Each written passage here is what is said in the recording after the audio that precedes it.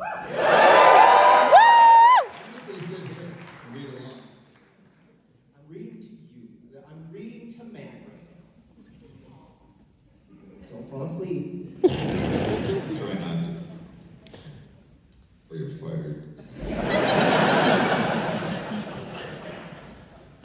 Wouldn't they only be cannibals if they were human? Donut asked. I mean, all sorts of monsters eat each other. Goblins eat each other, and I guess that makes them cannibals, but we don't call them cannibals. We call them goblins. So what are these things? And do they eat things that aren't each other? And that's when the cannibals attacked.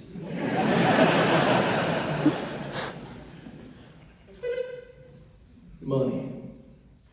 Watch out! They're in the trees above you! Splat, splat, splat, splat. The pale creatures started dropping from the foliage, except they hit the shield, and when they did, they exploded like bags of tomato soup. Donut increased her torch to full blast, and suddenly night turned to day. All the trees and bushes on either side of the path started violently shaking as the creatures hissed and screamed at the light. There were hundreds of them, thousands. They just came out of nowhere, suiciding themselves against the shield like they had no sense of self-preservation whatsoever. A chorus of high-pitched screeches filled the jungle. What are they? Blowing up before I can see them!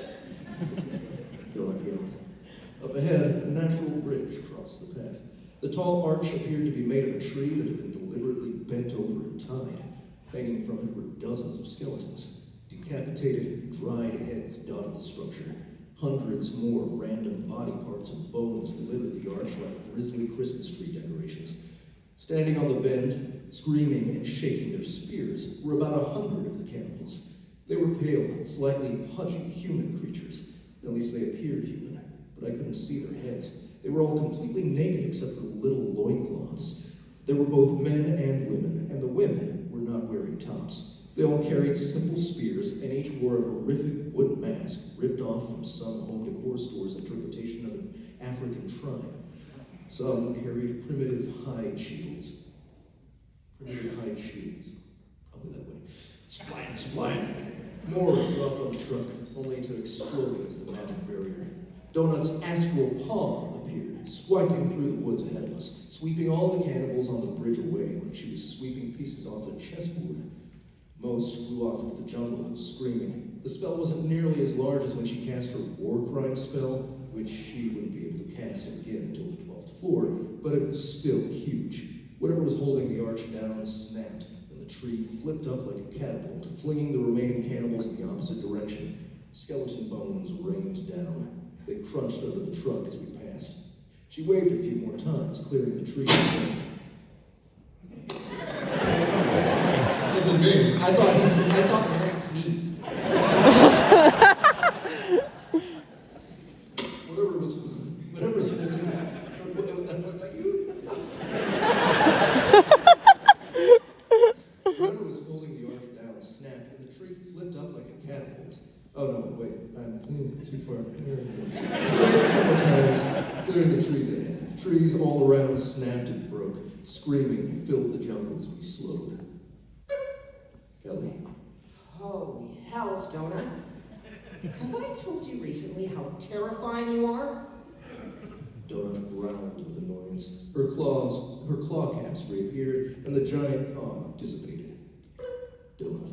It's a lot stronger than it was before, but it doesn't last long, and the cooldown is much longer now. It's supposed to get shorter as the level goes up, not the other way. I nodded. It's to keep you from moonwalking through the floors. How long before you can cast that again? And don't you have a new version you can cast also, the combined version? I killed like 80 of them, and I didn't even go up a level. This is ridiculous. I can't cast it again for 8 hours. The combined version with the zombie isn't a new spell. I can just combine the two and cast them both at the same time. Ow! Donut suddenly jumped in the air, hitting the ceiling of the truck, spinning around. What was that? What?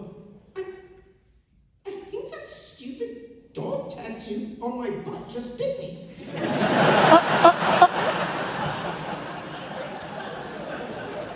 forgot that was in there. It's a spoiler.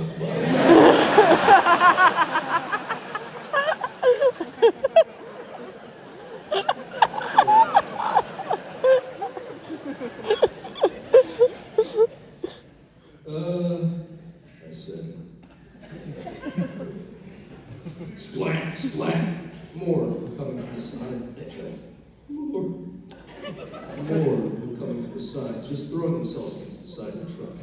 A particularly large cannibal stood on the road ahead of us, blocking the path. This one was enormously fat, and it didn't hold a spear, but a staff that glowed with enchantment. This one also seemed immune to Donut's bright light. Its mask wasn't made of wood, but was carved from the skull of what appeared to be some sort of ape. I was reminded of the lemurs from the 3rd floor. The mob pulled the ape mask off and dropped it to the ground, revealing that it was indeed a human. The older man had a balding mop of wild, curly red hair that was held up in a man bun held together with a single bone. His wide, pale belly reflected in the light. The man started chanting. Soul suck has been negated by your mind balance skill. Donut scoffed. She would also be immune to this due to her high constitution and charisma combo. Are you kidding me? I said upon reading the description.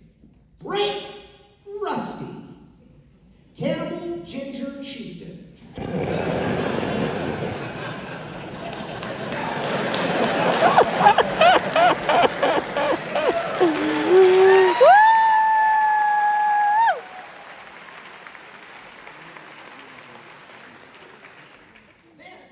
Is the leader of the Southern Cannibal Forest Settlement. This is yet another storyline we lifted wholesale from the never-realized 7th floor that I was actually looking forward to because it featured the Gingers, a.k.a. the perverts of the dungeon.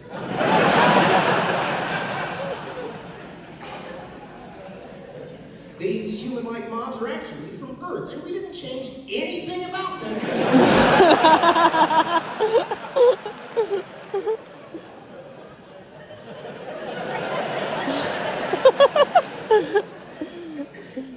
Except we made them cannibals to fit in with the whole jungle thing.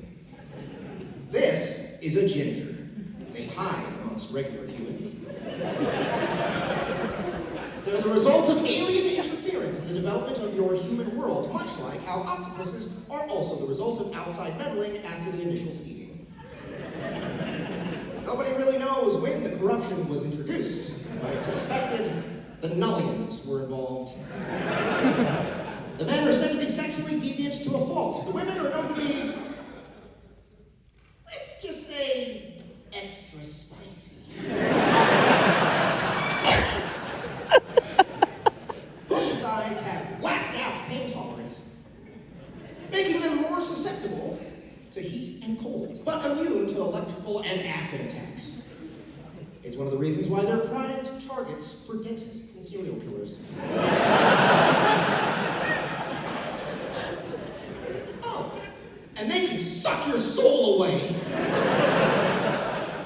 Never stare too long into the face of a ginger.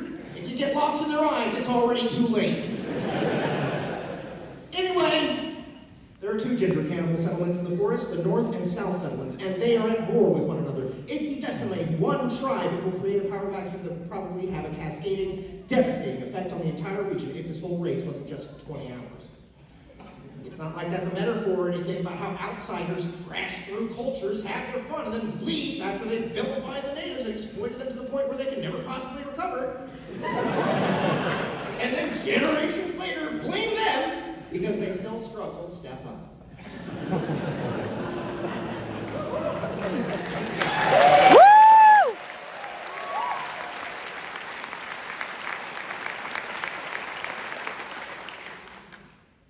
I love how that whole thing is both socially conscious and outrageously racist.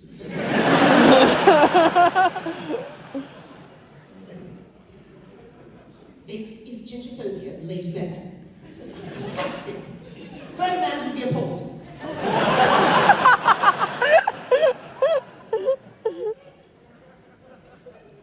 For being honest here, the perfect cast is probably true. I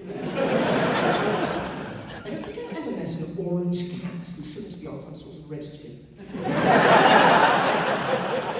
assuming it's true for humans. It's not.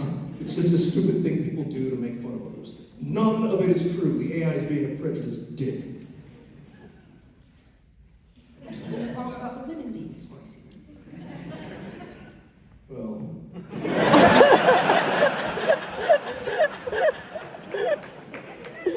paused and then shook my head. No, it's just made-up stereotype. Besides, if the AI thinks redheads are the spiciest, he's clearly never met a Latina.